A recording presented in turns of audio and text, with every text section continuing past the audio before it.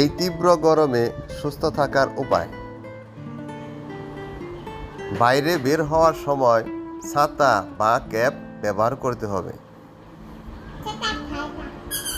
শরীরে পানি শূন্যতা এড়াতে অতিরিক্ত পানি ও শরবত পান করতে হবে এবং বাইরে বের হওয়ার সময় পানি, শরবত বা স্যালাইনের বোতল বহন করতে হবে। সরাসরি রোদ এড়িয়ে ছায়াযুক্ত স্থান দিয়ে চলার চেষ্টা করতে হবে। ভারী ও কালো কাপড় বাদ দিয়ে হালকা রং ও পাতলা কাপড় পরতে হবে। ত্বককে সূর্যের ক্ষতিকর প্রভাব থেকে রক্ষা করতে সানস্ক্রিন এবং প্রয়োজনে সানগ্লাস ব্যবহার করতে হবে।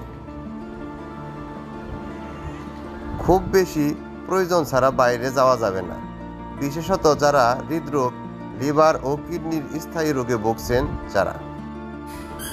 সকাল 11টা থেকে দুপুর 3টা পর্যন্ত সময় তাপমাত্রা সবচেয়ে বেশি থাকে, তাই এই সময়ে বাইরের কাজ কমিয়ে আনার চেষ্টা করতে হবে। শ্রমিক ও রিক্সা চালকদের মাথায় ক্যাপ কিংবা কাপড় ব্যবহার করতে হবে।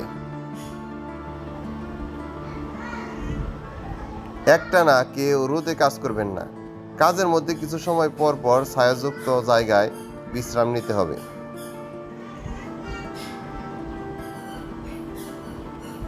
বারবার মুখ ও শরীরে পানির ঝাপটা দিতে হবে। বারে বারে পানি পান করতে হবে। হালকা লবণ মিশ্রিত পানি কিংবা স্যালাইন এক্ষেত্রে সবচেয়ে উপকারী।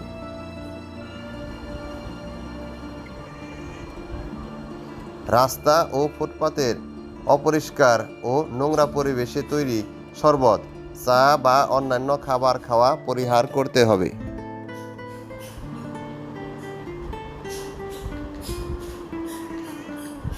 যাদের দিনে আউটডোর ব্যায়ামের অভ্যাস আছে তারা সময় পরিবর্তন করে সন্ধ্যা বা রাতে করতে পারেন।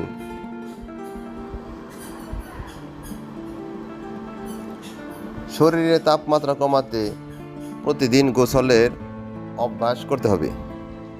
প্রচুর পানি ও লবণ আছে এমন খাবার, বিশেষত তরমুজ, ডাব, পাকা কলা, শসা, স্ট্রবেরি এসব ফল খেতে হবে। যথেষ্ট বিশ্রাম নিতে হবে।